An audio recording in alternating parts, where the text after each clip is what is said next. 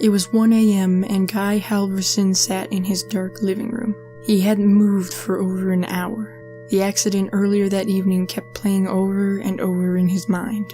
The light turned red, but he was in a hurry and accelerated. An orange blur came from his right, and in a split second there was a violent jolt. Then the bicyclist rolled across his hood and fell out of sight on the pavement.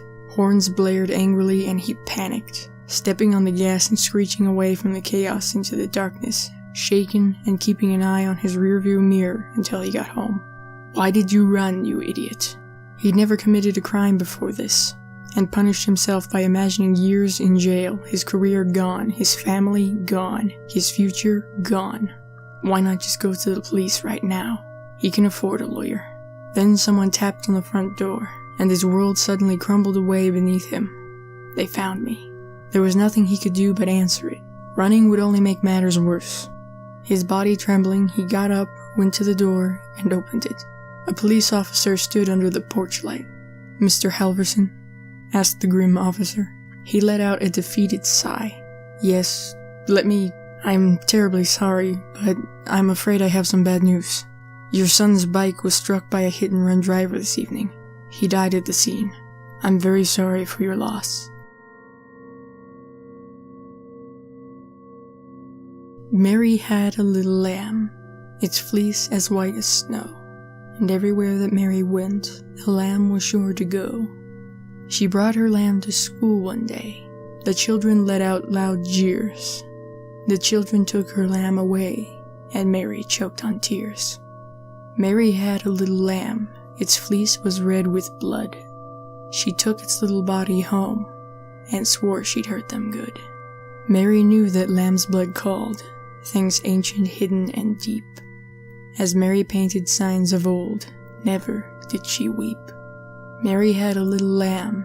It made her something scary. Now I dare you look in a mirror and whisper, "Bloody Mary."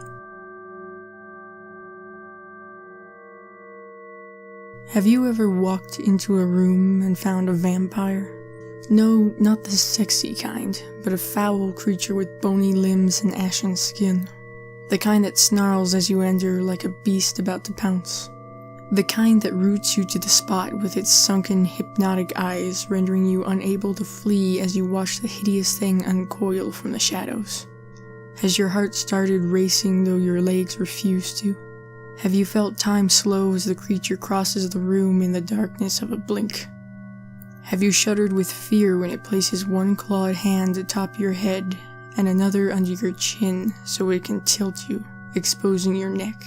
Have you squirmed as its rough, dry tongue slides down your cheek, over your jaw, into your throat, in a slithering search that's seeking your artery? Have you felt its hot breath release in a hiss against your skin when it probes your pulse, the flow that leads to your brain? Has its tongue rested there, throbbing slightly as if savoring the moment? Have you then experienced a sinking, sucking blackness as you discover that not all vampires feed on blood? Some feed on memories. Well, have you? Maybe not. But let me rephrase the question. Have you ever walked into a room and suddenly forgotten why you came in?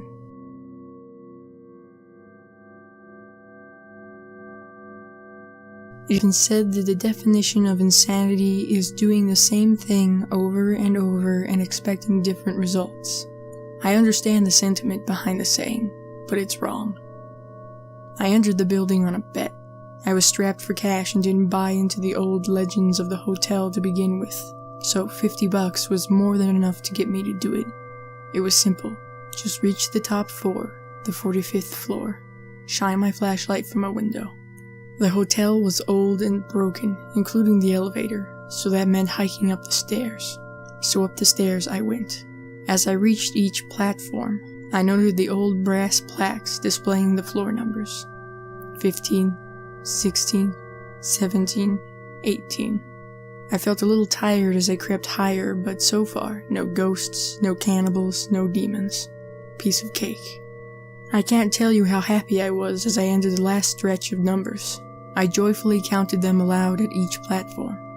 40, 41, 42, 43, 44, 44. I stopped and looked back down the stairs. I must have miscounted, so I continued up.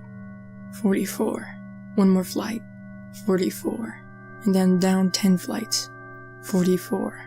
15 flights. 44. And so it's been for as long as I can remember. So really, insanity isn't doing something repeatedly and expecting different results. It's knowing that the results will never, ever change. That each door leads to the same staircase, to the same number. It's realizing you no longer fall asleep. It's not knowing whether you've been running for days or weeks or years. It's when the sobbing slowly turns into laughter.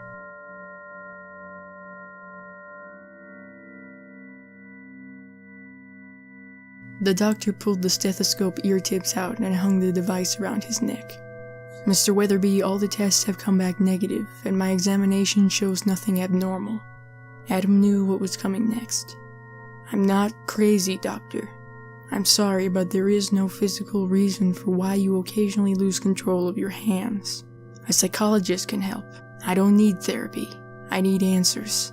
They seem to have a life all their own. I can't hold a job. I'm under investigation for assault. I almost killed my neighbor. This can't go on. I'll try anything at this point. After 2 weeks on new medication, Adam saw no progress and grew increasingly depressed. He was convinced that despite what the doctors said, it was not a psychological problem. That night, a frustrated and angry Adam sat in a chair and drank bourbon. Drunk and hopeless, he stumbled to the garage and started the table saw.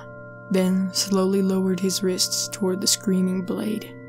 Detective Armstrong entered the garage where several uniformed officers stood over the blood-soaked body. "So what do we got?" he asked, taking in the blood-splattered scene.